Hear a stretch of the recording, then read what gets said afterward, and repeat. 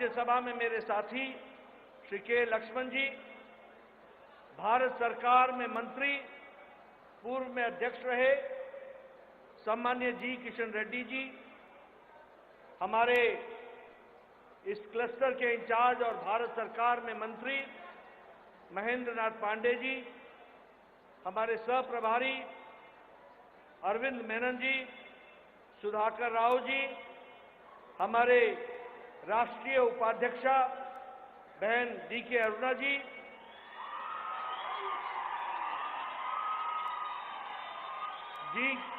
हमारे जितेंद्र रेड्डी जी, विश्वेश्वर रेड्डी जी, हमारे सभी वरिष्ठ साथीगण जो मंच पर विराजमान हैं, सांसदगण, विधायकगण और यहां नगर कुर्नूल में एकत्र आए इतनी बड़ी संख्या में देवियों और सज्जनों और मेरे युवा साथी, नौजवान साथी और मीडिया के मेरे साथी, प्रिंट मीडिया और इलेक्ट्रॉनिक मीडिया के मेरे साथी, मेरा ये सौभाग्य है कि मुझे आज नगर कुर्नूल में इस जनसभा में, जहां 9 वर्ष मोदी जी के नेतृत्व में सेवा, सुशासन और गरीब कल्याण के लिए काम में जुटे हुए हैं, उसकी चर्चा करने के लिए आया हूं। तो सबसे पहले मैं यहां पर इस शक्तिपीठ मां जोगुलांबा को नमन करते हुए अपनी बात को प्रारंभ करता हूं। मित्रों, यहां उमा महेश्वरम स्वामी मंदिर, उसे भी नमन करते हुए और पवित्र कृष्णा नदी को भी याद करते हुए अपनी बात को प्रारंभ करता हूं। मित्रों, मैं बैठा बैठा याद कर रहा था कि किस अरमान से, कितने अरमानों को लेकर हम सब लोगों ने तेलंगाना का निर्माण किया था। यहां मंच पर बैठे हुए मेरे बहुत से ऐसे साथी हैं जिन्होंने तेलंगाना के लिए आंदोलन में अपना सर्वस्व लगा दिया और तेलंगाना को राज्य के रूप में स्थापित करने में कोई कसर नहीं छोड़ी। मैं उन तमाम लोगों को जिन्होंने तेलंगाना के लिए अपने आप को आहूत किया, उनको मैं नमन करता हूं और उनको मैं नमन करते हुए अपनी बात को प्रारंभ करता हूं। मित्रों, लेकिन मुझे आज दुख है, मुझे दुख इस बात का है कि तेलंगाना पीछे रह गया और एक परिवार तेलंगाना का शोषण करके आगे बढ़ने का प्रयास किया। ये सबसे बड़ी दुर्भाग्य की बात है। और जब मैं एक परिवार बोलता हूं तो ये केसीआर का परिवार, खुद केसीआर, उनका बेटा, उनकी बेटी, आने वाले समय में उनके वंश से पैदा होने वाली संतान, यही भारत राज्य समिति बन गई है। बाकी तेलंगाना को पीछे ढकेल दिया। इस बात का मुझे दुख है। मुझे इस बात का भी दुख है कि तेलंगाना के हुनर को, तेलंगाना के टैलेंट को, तेलंगाना के ऊर्जा को, तेलंगाना के सामर्थ्य को उन्होंने नकारते हुए अपने परिवार को बढ़ाने का काम किया। यह हम सब लोग जानते हैं। मुझे इस बात की खुशी है कि जहां तेलंगाना को केसीआर ने बर्बाद करने में कोई कसर नहीं छोड़ी, वहां मुझे एक बात का संतोष मिलता है कि मोदी जी के नेतृत्व में देश आगे बढ़ा और तेलंगाना के विकास में भी अपनी तरफ से कोई कसर नहीं छोड़ी, कोई कसर नहीं छोड़ी। ये मैं बोलना चाहता हूं।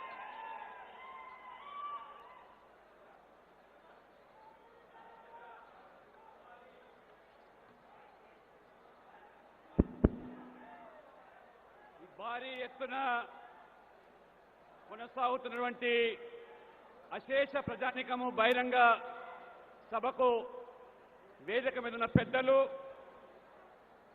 విచ్చేసినటువంటి పాత్రికేయులు, నాగర్ కర్నూలు ప్రజానికానికి, ముఖ్యంగా ఈ జోగులాంబ శక్తిపీఠము అమ్మవారు మరి వారికి నమస్కరిస్తూ, ఉమామహేశ్వర స్వామి కూడా నేను మనస్పూర్వకంగా నమస్కరిస్తూ, ఈ పవిత్రమైన కృష్ణా నది ఈ ప్రాంతంలో ఏ రకంగా ఈరోజు ఆ పవిత్రత ఉన్నదో, మరి అందరూ ఇంత పెద్ద సంఖ్యలో వేదిక మీద ఉన్నవాళ్ళు మీరందరూ కలిసి చేసిన పోరాట ఫలితము తెలంగాణ రాష్ట్రం ఏర్పాటు. అనేక మంది త్యాగాలు, బలిదానాల వల్ల ఏర్పడినటువంటి ఈ రాష్ట్రము మరి ముఖ్యంగా అమరవీర కుటుంబాలకు నేను మనస్పూర్వకంగా వారికి ఆదరపూర్వకంగా వారి త్యాగాలకు ఈరోజు శిరస్సు వంచి నమస్కరిస్తూ, ముఖ్యంగా ఈ సాధించుకున్న తెలంగాణనేమో వెనుకబడిపోతూ ఉన్నది. కానీ తెలంగాణ పేరు మీద ఒక కుటుంబం మాత్రమే బాగుపడుతూ ఉన్నది, అది ఒక కేసీఆర్ కుటుంబం మాత్రమే. ఇవాళ తెలంగాణ వచ్చింది, తెలంగాణ సామర్థ్యము అనేక మంది పేద ప్రజలు వారికి ఉన్నటువంటి ఈ సామర్థ్యం ద్వారా తెలంగాణను ముందుకు తీసుకుపోవాల్సింది పోయి ఒక కుటుంబం మాత్రమే కేసీఆర్, కవిత మాత్రమే ఈరోజు బాగుపడుతూ ఉన్నారు. అందుకనే ఇవాళ బీఆర్ఎస్ ముందుకు పోయింది, ఏర్పాటు చేశారు. ఎందుకోసం అంటే ఆ కుటుంబం బాగు కోసమే. ఇవాళ ముఖ్యంగా నరేంద్ర మోడీ గారి నేతృత్వంలో తెలంగాణ అభివృద్ధి కోసం అనేక రకాలుగా భారీ ఎత్తున నిధులు, అభివృద్ధి, పేదల సంక్షేమం కోసం పాటుపడుతూ సేవ, సుపరిపాలన, పేదరిక నిర్మూలన అంకితంతో పనిచేసినటువంటి మోదీ ప్రభుత్వం ఖచ్చితంగా తెలంగాణ అభివృద్ధికి కట్టుబడి ఉందని చెప్పి నేను తెలియజేస్తా ఉన్నాను. मित्रों, जब मैं मोदी जी के नेतृत्व में भारत के 9 साल सेवा, सुशासन और गरीब कल्याण की बात करता हूं, तो गांव, गरीब, वंचित, पीड़ित, शोषित, दलित, हमारे युवा भाई, हमारे किसान भाई, हमारी महिलाएं, बहनें, इनको सशक्तिकरण करने का काम किया तो नरेंद्र मोदी जी की नीतियों ने किया, ये हमको ध्यान में रखना चाहिए। जब हम बात करते हैं प्रधानमंत्री गरीब कल्याण अन्न योजना की, तो 80 करोड़ की जनता को 5 किलो गेहूं या 5 किलो चावल, 1 किलो दाल और 1 किलो नमक देने का काम किसी और ने नहीं किया, नरेंद्र मोदी ने 80 करोड़ की जनता को दिया है। और जब मैं 80 करोड़ की जनता बोलता हूं, तो इसका मतलब यह हुआ कि सारी यूरोप की जनसंख्या से कहीं ज्यादा हमारे गरीब लोगों को मोदी जी 5 किलो गेहूं या 5 किलो चावल दे रहे हैं। और आपको जानकर खुशी होगी कि भारत की गरीबी 22% से घट करके 10% से कम हो गई है। From 22% it has been reduced to 10%, less than 10%. और अति गरीबी, एक्सट्रीम पॉवर्टी 1% से भी कम हो गई है। ये भारत की बदलती तस्वीर हमको देखने को मिलती है। प्रधानमंत्री आवास योजना, 4 करोड़ घर बने, 4 करोड़, और 4 करोड़ का मतलब होता है कि जिसमें 15 करोड़ लोगों को शेल्टर मिला, और 15 करोड़ लोगों को अगर राहत मिली है तो यह ऑस्ट्रेलिया की पॉपुलेशन का 6 गुना है, 6 टाइम्स ऑफ ऑस्ट्रेलियन पॉपुलेशन। लेकिन मुझे दुख होता है कि इसमें भी प्रधानमंत्री आवास योजना में केसीआर जी का घपला हुआ है, घोटाला हुआ है। बोलिए, घोटाला हुआ कि नहीं हुआ? हुआ कि नहीं हुआ? घोटाले वाले लोगों को जेल में जाना है कि नहीं? जाना है कि नहीं? उनको भेजना है तो कमल खिलाना होगा, ये भी आपको याद रखना होगा, ये भी आपको समझना होगा। मित्रों, प्रधानमंत्री स्वच्छता अभियान, इज्जत घर, टॉयलेट्स, क्या संख्या थी? 11 करोड़, और 11 करोड़ में 31 लाख टॉयलेट हमारे तेलंगाना में बने 31 लाख, और 31 लाख का मतलब है कि आज मोदी जी ने भारत को 100% ODF कर दिया, ओपन डेफिकेशन फ्री कर दिया। अब कोई बाहर खेत में नहीं जाता है, सबको यानी 11 करोड़ महिलाओं को और आपके यहां 31 लाख महिलाओं को इज्जत से जीने का अधिकार दिया, तो नरेंद्र मोदी जी ने दिया, ये भी हमको ध्यान में रखना चाहिए। मित्रों, उज्ज्वला योजना, उजाला योजना, इन सब ने जहां गैस पहुंचाई, वहीं प्रधानमंत्री आयुष्मान योजना 50 करोड़ पीपल, 50 करोड़ का मतलब होता है कि साउथ अमेरिका की आबादी से ज्यादा, more than south America population, 50 crore को 5 लाख रुपए का हेल्थ कवर देने का काम आदरणीय नरेंद्र मोदी जी ने किया। और इस तरीके से गरीब को, महिलाओं को, वंचित को, किसान को, उनको अगर किसी ने रास्ता दिया, अब किसान सम्मान निधि में 11 करोड़ 78 लाख 11 करोड़ 78 लाख लोगों को किसान सम्मान निधि हर चौथे महीने 2000 रुपए दे रहे हैं।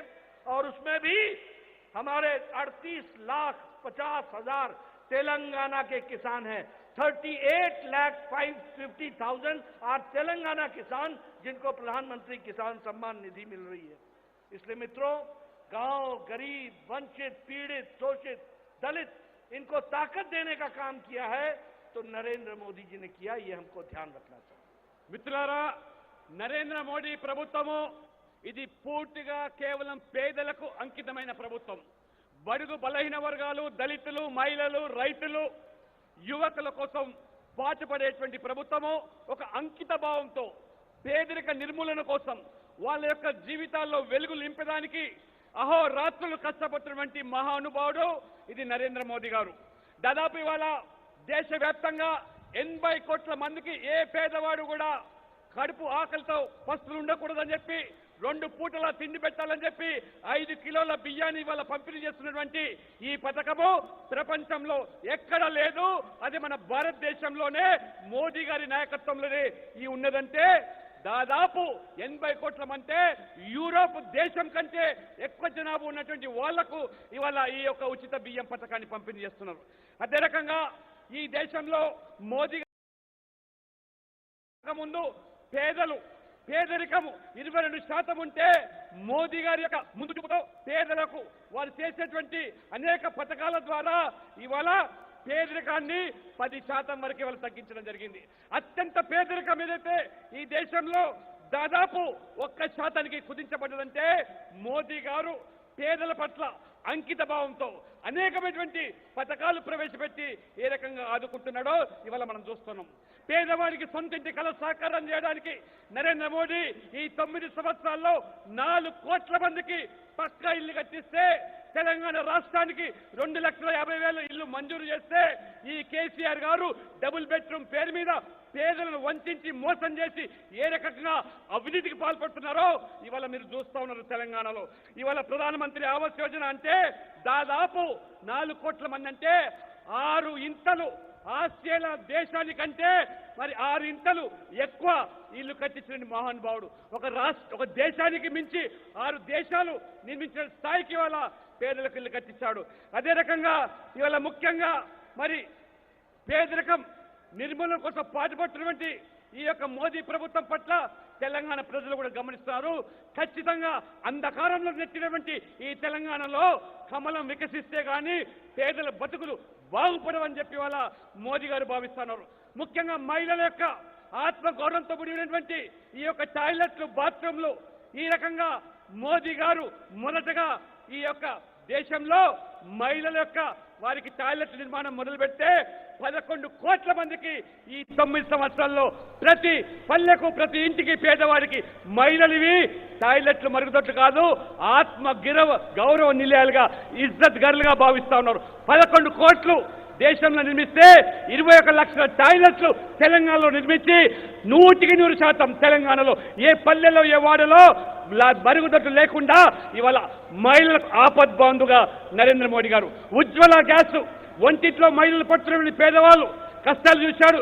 నరేంద్ర మోడీ తల్లి వంటిట్లో పడ్డ కష్టాలు చూసి ఏ తల్లి చెల్లి నీళ్ళలో కళ్ళలో నీళ్లు రాకూడదని చెప్పి ఉజ్వల గ్యాస్ ప్రవేశపెడితే ఇవాళ దాదాపు 9 కోట్లపై చిలుకు మొత్తం దేశవ్యాప్తంగా ఉజ్వల గ్యాస్ కింద ఆయుష్మాన్ బయ్యాల ఏదైతే పథకం ఉందో వైద్యం 5 లక్షల ప్రతి కుటుంబానికి ఉచితంగా వైద్యాన్ని ప్రవేశపెడితే ఇవాళ ప్రపంచంలో అంత పెద్ద ఆరోగ్య పథకం బీమా పథకం ఎక్కడ లేదు.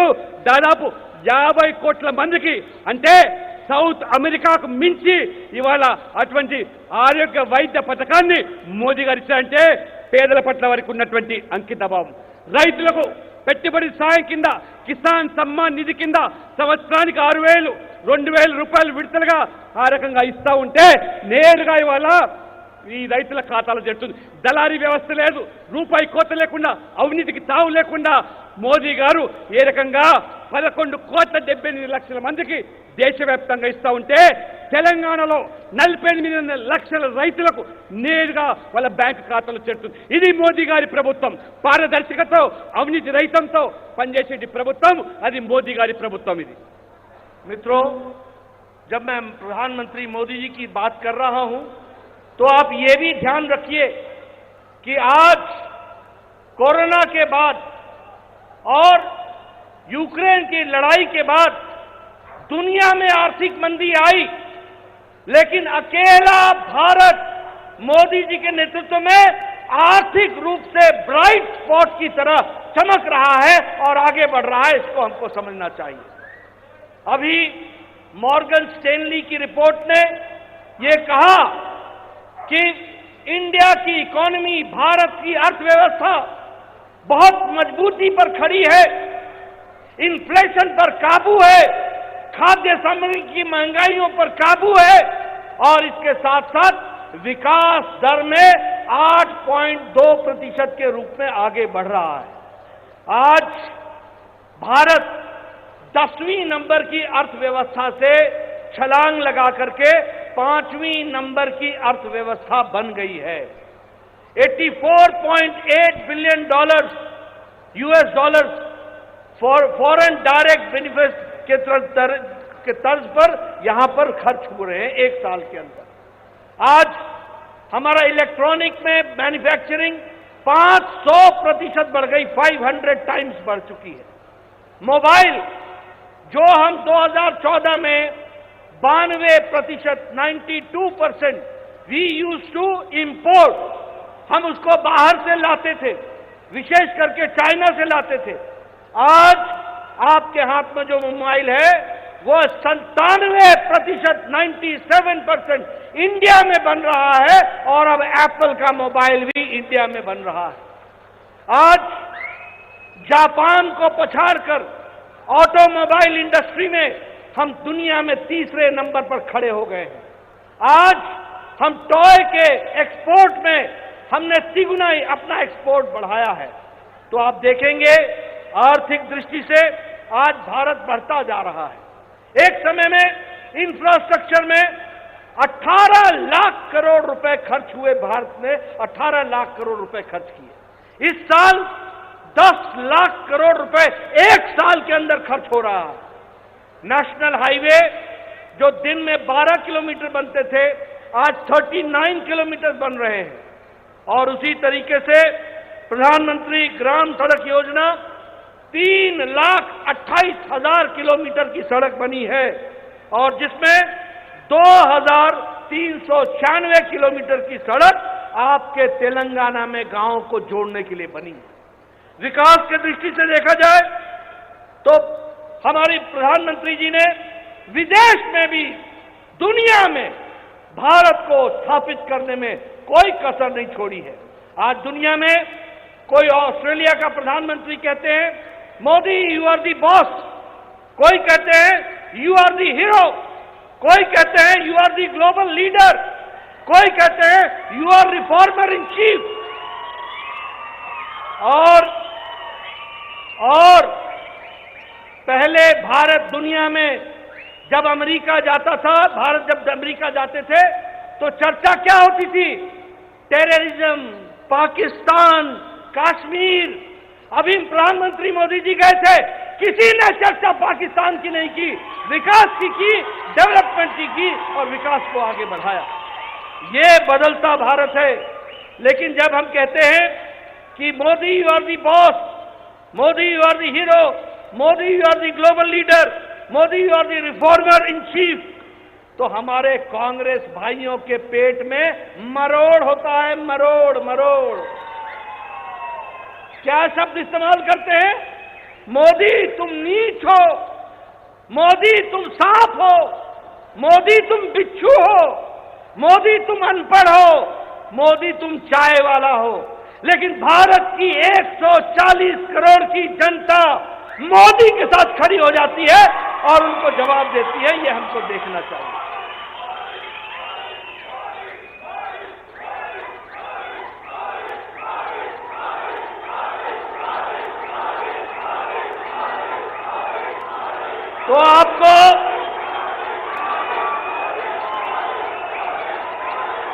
तो आपको समझना चाहिए, अभी अभी आज शाम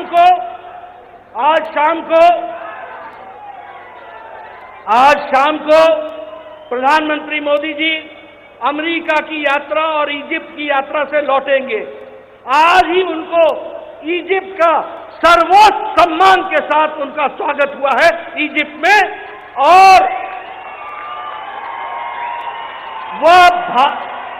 वह भारत के पहले प्रधानमंत्री हैं जिनको इतने सारे देशों ने सम्मान दिया है। ये आज आकर के स्थिति खड़ी है।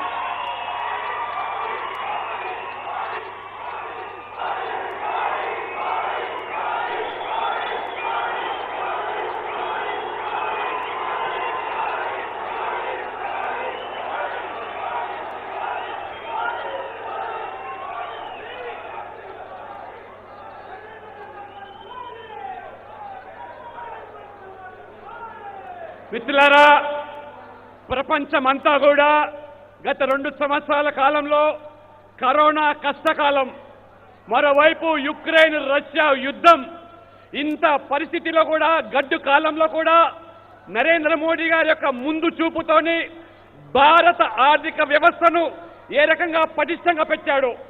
వారు ఒక విజనరీ లీడర్ కాబట్టి ఏ రకంగా ఇన్ఫ్రాస్ట్రక్చర్ మీద పెట్టుబడి పెట్టి ఇవాళ ప్రపంచంలోనే ఆర్థికంగా 10వ స్థానంలో ఉన్నటువంటి భారతదేశాన్ని 5వ స్థానానికి తీసుకొచ్చినటువంటి ఆ ఖ్యాతి ఘనత అది నరేంద్ర మోడీకి దక్కుతున్నది.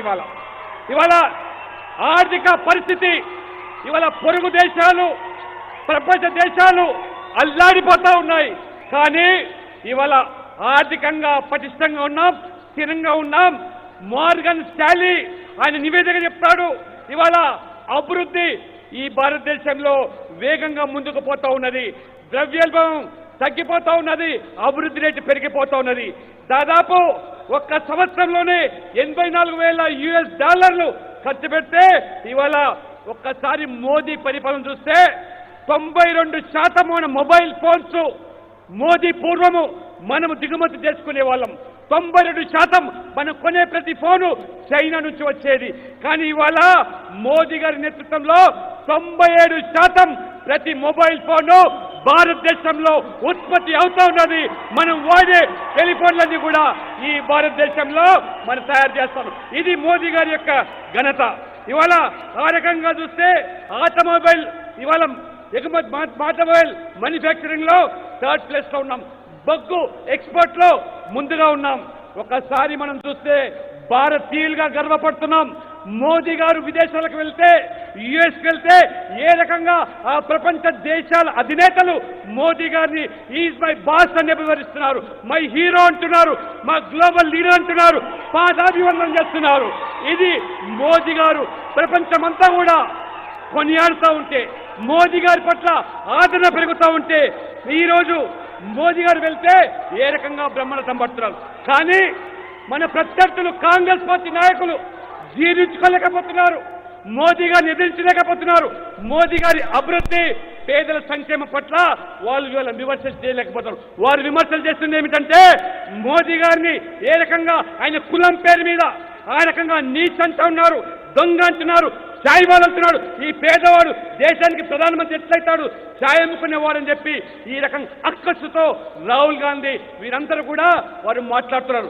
మోదీ గారు ఏ రకంగా విషయాన్ని మింగినట్టుగా ఈ విమర్శలు మింగుతూ ఈ దేశ ప్రజల ప్రయోజనాల కోసం ఎంతటి దానికైనా సిద్ధం, కానీ నేను రాజీ పడను, ఈ దేశాన్ని ముందుకు తీసుకుపోతానని చెప్పి వారు చెప్తున్నారు. మరి మోదీ గారు మొన్న అమెరికా, ఈజిప్ట్ పర్యటించి ఇవాళ సాయంత్రం భారతదేశానికి వస్తా ఉన్నాడు. ఒక్కసారి ఈజిప్టులో కొన్ని దశాబ్దాల తర్వాత మొదటి ప్రధానమంత్రి నరేంద్ర మోదీ గారు ఈజిప్ట్కి వెళ్తే బ్రహ్మాండమైనటువంటి స్వాగతం పలికారు. ఇవాళ మొదటి భారతదేశ ప్రధానమంత్రి ఆ రకంగా బ్రహ్మాండమైన స్వాగతం కాకుండా మొత్తం ఈజిప్ట్ అంతా కూడా వారికి మోకరిల్లిందంటే ఒక్కసారి మోదీ గారు ప్రపంచ నేతగా ఎదుగుతా ఉంటే భారతీయులుగా మనం గర్వపడుతూ ఉన్నాం. ఇవాళ मित्रों, मोदी जी ने देश के लिए तो किया ही किया, लेकिन तेलंगाना को भी विकास की दृष्टि से विकास में कोई कसर नहीं छोड़ी और विकास को आगे बढ़ाया है. मैं बताना चाहता हूं कि पिछले समय में मोदी जी आए थे और उन्होंने 11,300 करोड़ रुपए के प्रोजेक्ट का शिलान्यास भी किया और कई प्रोजेक्ट का उद्घाटन भी किया. आपको जानकर खुशी होगी कि अब बीबी नगर में all India institute of medical sciences 1350 crore रुपए का 1,350 करोड़ रुपीस का उसका काम बनने का शुरू हो गया है. उन्होंने सिकंदराबाद के रेलवे स्टेशन के रीडेवलपमेंट के लिए 720 करोड़ रुपए दिए हैं. उसी तरीके से 13 मल्टी मॉडल ट्रांसपोर्ट सिस्टम, उसके लिए हैदराबाद और सिकंदराबाद ट्विन सिटी के लिए उसको भी उन्होंने फ्लैग ऑफ किया. उसी तरीके से तेलंगाना में पूरी रेलवे लाइन डबलिंग कर दी गई है, इलेक्ट्रिफाइड कर दी गई है, डबल भी कर दिया और इलेक्ट्रिफाइड भी कर दिया, ये भी हो गया है. वंदे भारत ट्रेन ये सिकंदराबाद से तिरुपति ये चल रही है, इसको भी सैंक्शन किया तो मोदी जी ने किया. उसी तरीके से तेलंगाना में 5,000 किलोमीटर के नेशनल हाईवे बने, 5,000 किलोमीटर. मतलब आप लद्दाख से तेलंगाना और तेलंगाना से लद्दाख, इतनी लंबी सड़क नेशनल हाईवे तेलंगाना को दी है, ये भी हमको ध्यान रखना चाहिए.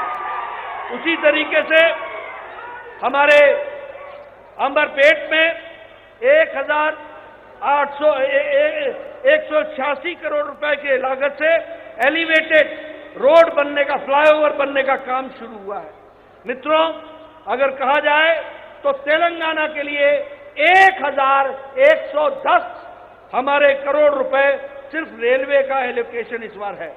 और सबसे खुशी की बात है कि आंध्र प्रदेश और तेलंगाना में यूनेस्को का रमप्पा मंदिर को उसका सैंक्शन मिल गया है. रमप्पा मंदिर वह भी यूनेस्को में जुड़ गया है, यह भी हमको मालूम है. उसी तरीके से Hyderabad Nagpur industrial corridor, Hyderabad Warangal industrial corridor, उसी तरीके से मेगा टेक्सटाइल पार्क, ये सब काम तेलंगाना में आदरणीय प्रधानमंत्री मोदी जी ने करके दिया है. यह मैं आपको बताना चाहता हूं. विकास की एक नई कहानी लिखी है, विकास को आगे बढ़ाया है. जहां देखो rail, highway, elevated road, metro, सब जगह पर विकास के काम चले हैं. ये बात जान करके हम सबको खुशी भी होती है और 9 साल सेवा, सुशासन और गरीब कल्याण का काम हुआ है.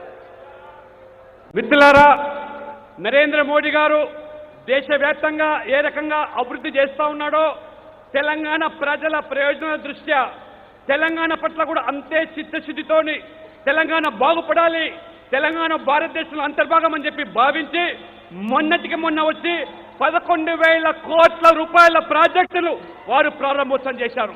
కళ్ళుండి చూడలేని కబోదులు మన బీఆర్ఎస్ నాయకులు. ఇవాళ వారు స్వయంగా సికింద్రాబాద్ రైల్వే స్టేషన్లో అత్యంత ఆధునికమైనటువంటి ఈ యొక్క ప్రపంచ స్థాయిలో ఆ రైల్వే స్టేషన్ అభివృద్ధికి 740 కోట్ల రూపాయలు.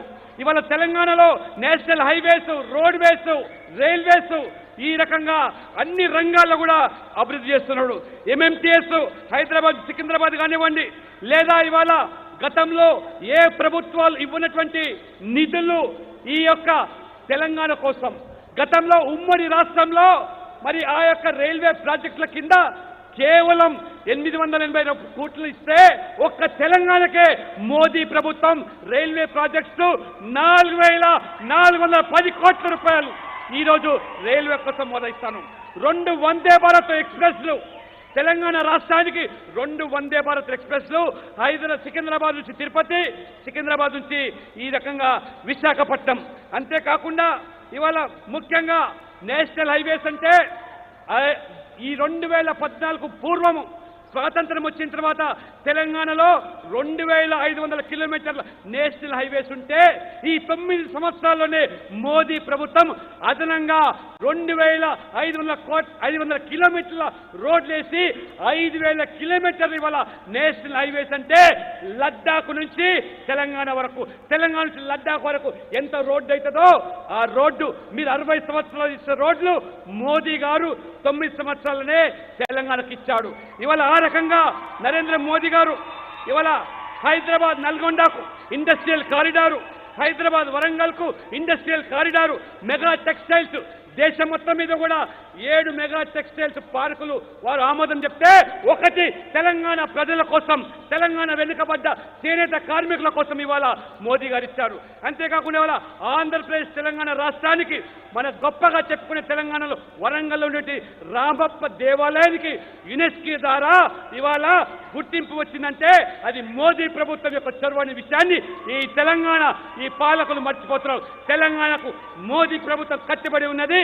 ఒక్కసారి మీరందరూ కూడా తెలంగాణలో మోదీ యొక్క పాలన 9 సంవత్సరాలుగా ఏ రకంగా కొనసాగిందో గమనించాల్సిన నేను కోరుతా ఉన్నాను.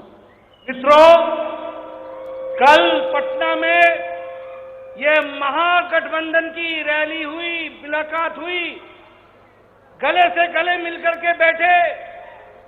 मित्रों, ये फोटो सेशन था, फोटो सेशन।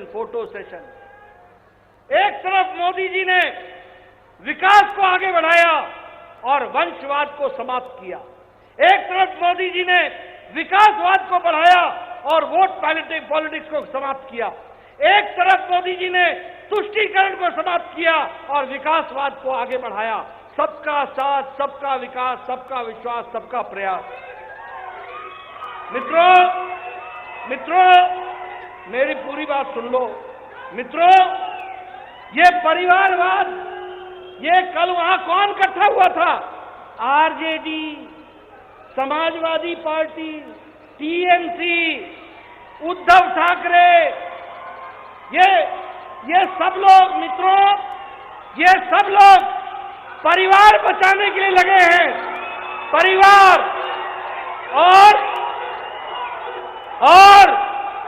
और मोदी जी देश को आगे ले जाने के लिए लगे हैं। इस बात को हमको समझना चाहिए। इसलिए मैं साफ कहना चाहता हूं कि अगर तुमको परिवार बचाना है, लालू का परिवार, तो आरजेडी को वोट दो। अगर तुमको बचाना है गांधी परिवार, तो कांग्रेस को वोट दो। कांग्रेस किसकी है? मां, बेटा, बेटी, बाकी सब छुट्टी, सबकी छुट्टी।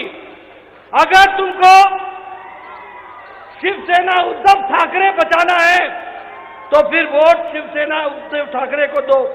अगर तुमने बिहार के, उत्तर प्रदेश के अखिलेश यादव के परिवार को बचाना है, तो समाजवादी पार्टी को वोट दो। और अगर ममता बनर्जी के परिवार को बचाना है, तो टीएमसी को वोट दो। और अगर तुमने भारत को आगे ले जाना है, तो कमल को आगे बढ़ाओ, मोदी जी को आगे बढ़ाओ। इस बात को हमको समझना है। मित्रों, मैं एक बात और बोल देना चाहता हूं। ये जिस तरीके से सारी बातें चल रही हैं, मैं स्पष्ट बताना चाहता हूं। आज महंगाई सबसे ज्यादा किसी राज्य में है तो वो तेलंगाना में है, ये केसीआर के राज्य में है। मैं ये भी बताना चाहता हूं, तुम टीआरएस से बीआरएस हो जाओ, तुम नाम बदल दो, नाम बदलने से नीति नहीं बदलती, नीयत नहीं बदलती। और इसलिए अगर तुमने केसीआर का परिवार बचाना है, उसके बेटे को बचाना है, उसके बीजी को बचाना है, उसके दामाद को बचाना है, उसके आने वाली संतानों को बचाना है, तो केसीआर को वोट दो। और अगर तुमने तेलंगाना का विकास करना है तो भारतीय जनता पार्टी को आगे लाना होगा, ये हमको समझना चाहिए।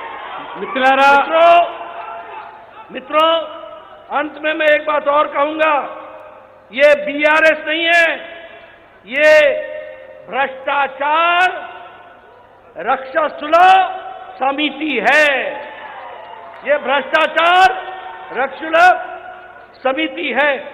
और मैं ये भी आपको बोलना चाहूंगा, किसानों की क्या हालत हो गई आपको मालूम है ना। धरानी पोर्टल, ये धरानी पोर्टल है ना, धरनी पोर्टल, ये धरनी पोर्टल किसानों की जमीन को हड़पने का तरीका है और केसीआर